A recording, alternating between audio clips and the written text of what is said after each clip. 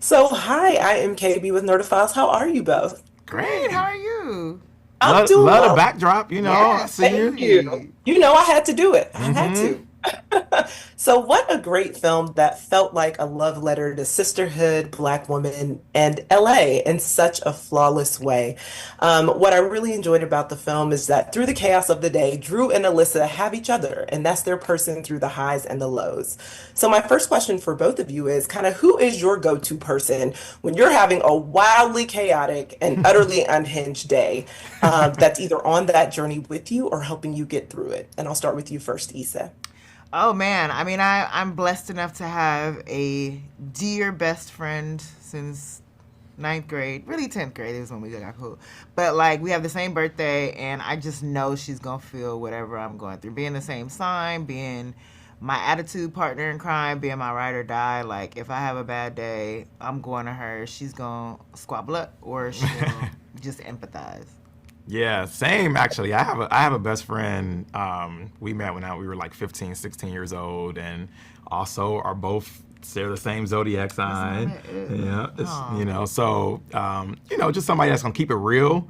That's gonna listen to you when you bragging and not feel away. That's gonna hold you down. that's I real. think it's important, and I feel like people are gonna see this movie, see Drew and Alyssa's friendship, and like cherish their relationships like that as well. That's real. Yeah, I love it because I love between the two of them, they can be completely honest and they can be mad at each Yep. other, but they can also say, you know what, I do still love you, but you're getting on my nerves. Mm-hmm. And you know you deserve better, so do better. Yep. Yep. Yep. Exactly.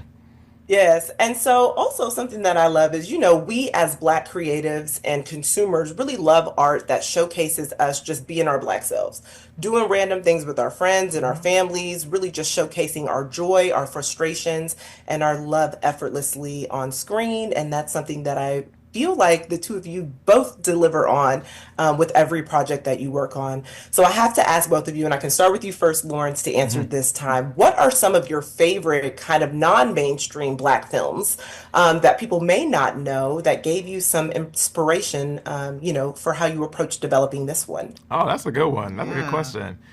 Some non-mainstream black films. I would say movies like The Inkwell.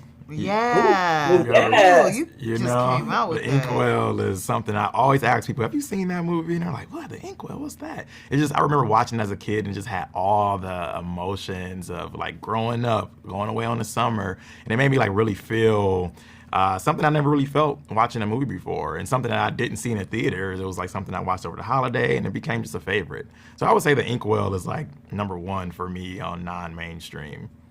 Ooh, I love that. Such a good question because I'm like ugh, all black movies like I know. I don't know I become I was gonna movies. say that too. I guess I think about Stella Maggie's The Weekend. That Mm, was really like good. That wasn't something I grew up on. Obviously, it was more contemporary, but she's also great about like just movies that are around black people, mostly black women, and just mhm.